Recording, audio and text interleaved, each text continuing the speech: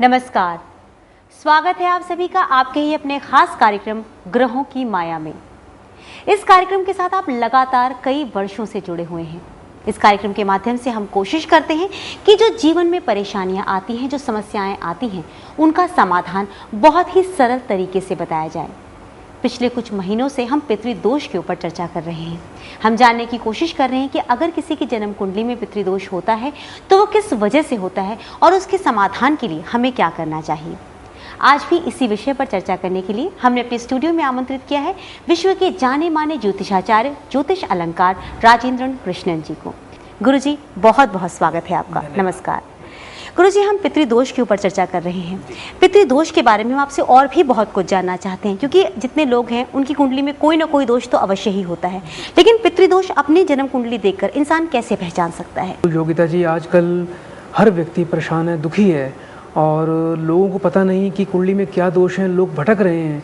और मैं बताना चाहता हूँ, कई बार ऐसा भी देखा गया कि कुंडली में अच्छी दशाएं होती हैं, उसके बावजूद अच्छे फल नहीं मिलते हैं। बिल्कुल। असल में बेसिकली प्रॉब्लम कुछ और होती है। कुंडली में व्यक्ति पितृदोष से ग्रस्त होता है, उसी कारण व्यक्ति के भाग्य में रुकावटें आती हैं, व्यक्ति को जीवन में कड़ा संघर्ष करना पड़ता है। क्योंकि हमारे जो पितृ देवता हैं उनमें इतनी शक्ति होती है कि वह हमारे पुण्य फलों को रोक देते हैं यदि हम उनके लिए कुछ नहीं करते। जो हमारे पितृ देवता हैं वो भटक रहे हैं, जिनकी तृप्ति नहीं हो रही, अतृप्त आत्माएं हैं, हमें उनकी शांति के लिए अवश्य ही उपाय करने चाहिए।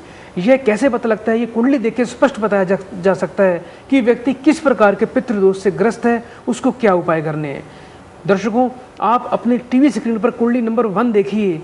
यदि कुंडली में पंचम भाव में सिंह राशि का शनि हो और उसको सूर्य पूर्ण दृष्टि से देखते हो और नवम भाव में राहु विराजमान हो, प्रभाव डाल रहे हो, तो ऐसे में घोर पितृदोष लग जाता है। ऐसे में व्यक्ति पूर्व जन्म में सर्प श्राप से पीड़ित होता है, उसके हाथों से सर्प की हत्याएं होती हैं और इस कारण उसका परिवार जिस जन्म में होता है वहाँ का पितृदोष उस व्यक्ति को झेलना पड़ता है। क्योंकि हमारे पूर्वजों के जो भी अच्छे बुरे कर्म होते हैं वह 3 पीढ़ी तक चलते हैं, 3 पीढ़ी तक उन फलों को संतानों को भुगतना पड़ता है। इसके अलावा आप कुंडली नंबर 2 अपनी टीवी स्क्रीन पर देखें। आप कुंडली में देख सकते हैं, यदि कुंडली में नवम भाव में नीच के शनि हो और साथ में केतु का संग लग जाए तो ऐसे में व्यक्ति पर प्रेत श्राप लग जाता है। यह प्रेत श्राप कुंडली है। ऐसा व्यक्ति का जीवन प्रभावित होता है और कई बार अपने जीवन में भी ऐसा व्यक्ति प्रेत बाधा से ग्रस्त हो जाता है और उसका जीवन दुखमय हो जाता है। दर्शकों, मैं आपको बताना चाहता हूँ, यदि आप भी किसी प्रकार से भी पितृदोष से ग्रस्त हैं, सरल उपाय बता रहा हूँ। आप हर अमावस पे एक पान का पत्ता लें,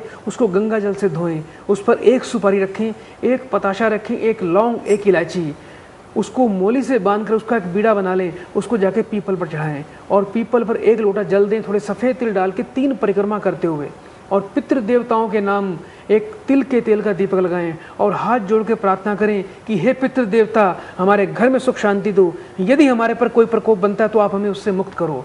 अवश्य ही पितृ देवता आपकी बात सुनेंगे, आपकी मनोकामना को पूर्ण करेंगे। यदि आप देवी देवताओं की पूजा करते हैं और पितरों का तिरस्कार करते हैं तो आपका जीवन अवश्य ही नरकी होगा और आपको जीवन में कभी सुख नहीं मिलेगा, उस कुल का विनाश होगा। इसलिए सदैव पहले पितरों की पूजा करें, उसके बाद आप देवी देवताओं की पूजा करें, क्योंकि हमारे लिए सबसे बड़े देवी देवता हमारे पितर हैं। गुरुजी, कई बार हमें ऐसा लगता है कि काश हमें पता चल जाता है कि हमारी मृत्यु कैसे होगी, क्योंकि अगर मृत्यु का हमें पता लग जाए तो हम समय रहते ही बच के रह सकते हैं। आप मृत्यु विचार के बारे में हमेशा बताते हैं, आज का मृत्यु विचार आपका क्या होगा? बिल्कुल योगिता जी, आज भी मैं अपने प्रिय दर्शकों को मृत्यु विचार में बताना चाहता हूँ। यदि कुंडली में अष्टमेश केंद्र में हो, उस पर पाप प्रभाव बनता हो और लग्नेश द्वादश भाव में उस पर भी पाप प्रभाव बनता हो, ऐसे में भी आयु दोष बन जाता है। ऐसे में अल्प आयु दोष बनता है और व्यक्ति की मृत्यु 20 से 32 वर्ष के अंदर किसी दुर्घटना के दौरान होती है। अब मृत्यु विचार के बाद अब इच्छा हुई कि हम ये जाने कि स्वप्न विचार क्या है। यदि कोई व्यक्ति स्वप्न में स्वयं को रोगग्रस्त या परेशानी में देखता है तो आप इसका अर्थ यह माने आपका आने वाला जीवन पूरी तरह स्वस्थ होगा, आप दीर्घायु होंगे। आपको किसी प्रकार घबराने की कोई आवश्यकता नहीं है, आपके जीवन में खुशियां बढ़ेंगी। स्वयं को स्वप्न में रोगग्रस्त देखना, आप जश्न मनाएं और खुशियां मनाएं। अब आपके लिए है खुशखबरी। अगर आप अपने संपूर्ण जीवन का सूक्ष्म विवरण घर बैठे ही जानना चाहते हैं तो आप ईमेल के जरिए जान सकते हैं। विश्व के महान ज्योतिषाचार्य पंडित राजेंद्र कृष्णन जी से प्राप्त कर सकते हैं और इसके अलावा आप विश्व के किसी भी कोने से गुरु जी से सीधी फोन पर वार्ता कर सकते हैं। साथ ही जन्म पत्रिका पूर्ण विवरण, वैदिक पराशर पद्धति व लाल किताब कुंडली प्राप्त करने के लिए आपको खर्च करने होंगे मात्र 2100 रुपए। यदि आप अपनी संपूर्ण जीवन के योगों के बारे में व होने वाली शुभ अशुभ घटनाओं के बारे में जानना चाहते हैं व पूर्ण समाधान जानना चाहते हैं तो आप भी विश्व विख्यात ज्योतिष अलंकार पंडित राजेंद्रन कृष्णन जी से जान सकते हैं। इसके लिए आपको मिलाना होगा ये नंबर 0130645055 और देनी होगी अपनी जन्म तिथि व पूरा पता। घर बैठे ही आप ये सुविधा ले सकते हैं। विश्व में सबसे अग्रणी स्थान व सम्मान पाने वाले ज्योतिषाचार्य श्री ज्योतिष अलंकार पंडित राजेंद्र कृष्णन जी से बिल्कुल निशुल्क मिलकर अपने जीवन व भाग्य को बदल सकते हैं। ब्रेक के बाद आप सभी का हमारे खास कार्यक्रम ग्रहों की माया में बहुत बहुत स्वागत है।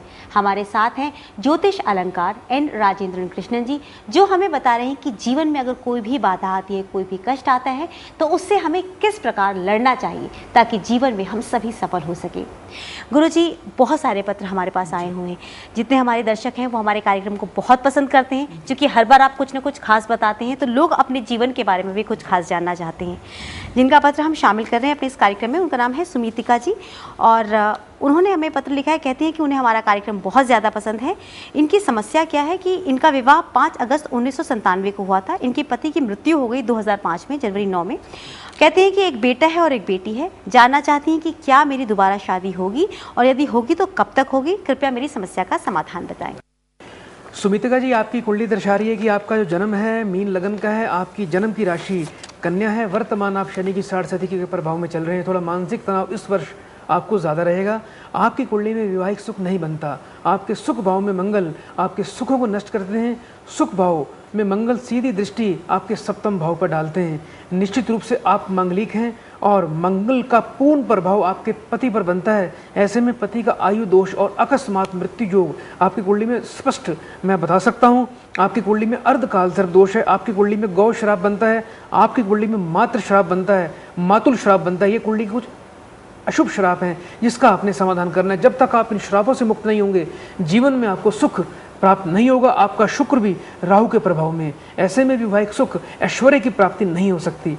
आपकी कुंडली में पूर्ण रूप से सूर्य ग्रहण योग और पितृदोष भी लगा हुआ है। आपने कहा है कि आपके पति की मृत्यु हो चुकी है, बिल्कुल स्पष्ट है। आपकी कुंडली में आपके भाग्य में पुत्री पुत्र दोनों का योग है। गुरु और बुध का योग आपके पंचम भाव में शुभ है। आपके बच्चे इंटेलिजेंट बनेंगे। अब सवाल आता है आपके आगे के जीवन के बारे में। आपने जानना चाहा है कि क्या आपका आगे विवाह का योग बनता है। निश्चित रूप से आपके आगे विवाह का योग बनता है, लेकिन आपको अभी थोड़ा इंतजार करना है। नवंबर 2010 के बाद जैसा ही आगे आपके ऊपर बुध का अंतर आएगा आपके विवाह का योग बनेगा। तब तक आप इंतजार करें। लेकिन आपको मैं बताना चाहता हूँ, मंगल आपका इतना अरिष्टकारी है, जब तक आप इसकी शांति नहीं करवाएंगे आप जीवन में सुख प्राप्त नहीं कर सकते। आप किसी अच्छे विद्वान से मिलें और विधि पूर्वक एक बार दोबारा पीपल से विवाह करवाएं, ताकि आपको फ्यूचर में आने वाले दिनों में दोबारा वैवाहिक जीवन में कोई अनहोनी ना झेलनी पड़े। मैं आपको कुछ उपाय करना चाहता हूं जिससे आपको जीवन में सुख प्राप्त होगा। आप शुक्रवार से 21 दिन लगातार नंगे पांव मंदिर में जाएं और 1 कटोरी मिश्री वहां दे के आएं, जिससे आपका जीवन सुखमय होगा। आप नियमित रूप से सूर्य भगवान की पूजा करें। नियमित रूप से आप कुत्तों की सेवा करें और 800 ग्राम रांग लें, उसके 8 टुकड़े लेके बुधवार के दिन आप जल प्रवाह करें। इसके अलावा सीधे हाथ की तर्जनी उंगली में आप पीला पुखराज पहने, आपके भाग्य सौभाग्य में वृद्धि होगी। इसके अलावा बुधवार के दिन यदि आप हरे मूंग कबूतरों को खिलाते हैं तो आपके सुखों में वृद्धि होगी। एक बात का स्वयं खास ध्यान रखना, जीवन में कभी भी काले वस्त्र धारण मत करना। आपके लिए सबसे अशुभ रंग है काला। आपके लिए सबसे अच्छा रंग है हल्का पीला, संतरिया रंग या हल्का हरे रंग का आप इस्तेमाल कर सकते हैं। गुरुजी, योग विचार भी जानना बहुत ज़्यादा ज़रूरी है, क्योंकि हर एक की कुंडली में एक अलग अलग योग होते हैं। आपका योग विचार सुनकर जो हमारे दर्शक हैं वो भी लाभान्वित हो सकेंगे। जी योगिता जी, आज का योग विचार है कुल श्रेष्ठ योग।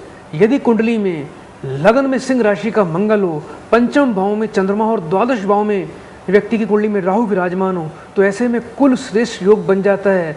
जब व्यक्ति का ऐसे बच्चे का जन्म होता है तो ऐसे व्यक्ति का जो परिवार होता है, कुल होता है, बहुत ही दृढ़ अवस्था में होता है। लेकिन इस योग के दम पर व्यक्ति अपने परिवार की कीर्ति को बढ़ाता है, अपने परिवार की गरीबी दरिद्रता को दूर करता है, समृद्ध करता है अपने परिवार को, अपने पूरे वंश को समृद्धि से परिपूर्ण कर देता है। इसे कुल श्रेष्ठ योग कहा गया है। यह बहुत ही चमत्कारिक योग है। इस व्यक्ति के, ऐसे व्यक्ति के भाग्य से पूरे कुल का नाम होता है और पूरे कुल में समृद्धि, खुशियां और अपार यश की प्राप्ति होती है। इसे कुल श्रेष्ठ योग कहा गया है। आप हमें पत्र भेज सकते हैं, जान सकते हैं कि क्या करना होगा खास ताकि जीवन में सब कुछ हो सुखमय। फोन भी आप कर सकते हैं, नंबर तो आप टेलीविजन स्क्रीन पर देखते ही रहते हैं। आपसे फिर मिलेंगे इस छोटे से ब्रेक के उपरांत। आप सभी दर्शकों के लिए खुशखबरी, गुरुजी ने 108 दिन के अनुष्ठान को पूर्ण किया है, जिसमें आपके लिए श्वेतार्क गणपति एक ऐसी दुर्लभ वस्तु जिसे प्राप्त करने पर जन्म जन्मांतर के पापों से आप मुक्त हो जाएंगे। दरिद्रता, ग्रह क्लेश, कार्य बाधा, असाध्य रोग, अकाल मृत्यु से मुक्ति पाएं व सुख समृद्धि ऐश्वर्य की प्राप्ति करें। श्वेतार्क गणपति घर में स्थापित करके आप परम सुख व अलौकिक सुख की अनुभूति करेंगे। इसके साथ साथ आप पाएंगे एक रुद्राक्ष की माला एवं श्री गणेश यंत्र बिल्कुल फ्री।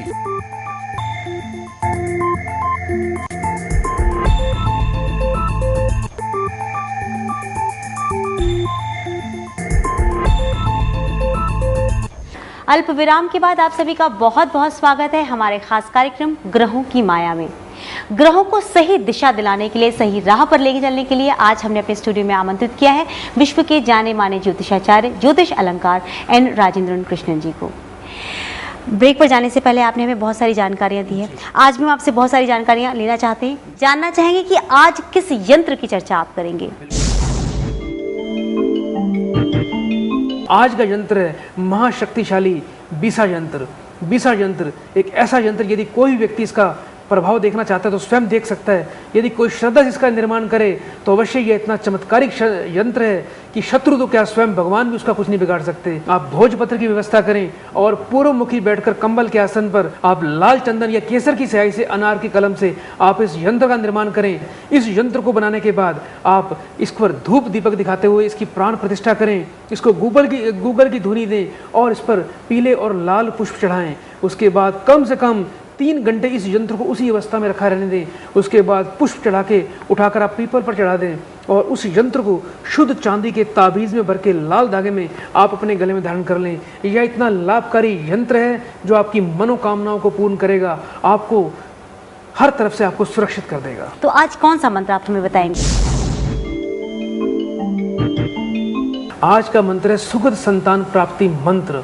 यदि कोई स्त्री संतान, किसी स्त्री को संतान होने वाली है तो हर व्यक्ति को आजकल डर रहता है कि संतान सकुशल हो जाए। आजकल डॉक्टर भी जो है ना लोगों को भयभीत कर देते हैं, पहले कह देते हैं कि ऑपरेशन होगा या कुछ भी हो सकता है, तरह तरह के टेस्ट बता देते हैं, तरह तरह की प्रॉब्लम बता देते हैं, व्यक्ति पहले घबरा जाता है।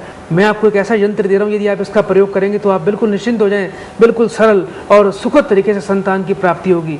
यह बहुत ही चमत्कारिक मंत्र है। इस मंत्र को आप टीवी स्क्रीन पर देख सकते हैं। यह मंत्र है ओम ऐं भगवती भगमलिनी चल चल ब्राह्मय विकासाय विकासाय स्वाहा। यह बहुत ही चमत्कारिक मंत्र है। इस मंत्र का यदि कोई भी स्त्री जिसको संतान होने वाली है, आप इसका जाप कर सकते हैं। रुद्राक्ष की माला पे नियमित रूप से यदि महिला एक माला का रोजाना जाप करे तो अवश्य ही यह मंत्र मात्र 21 दिन में अपना प्रभाव शुरू करता है।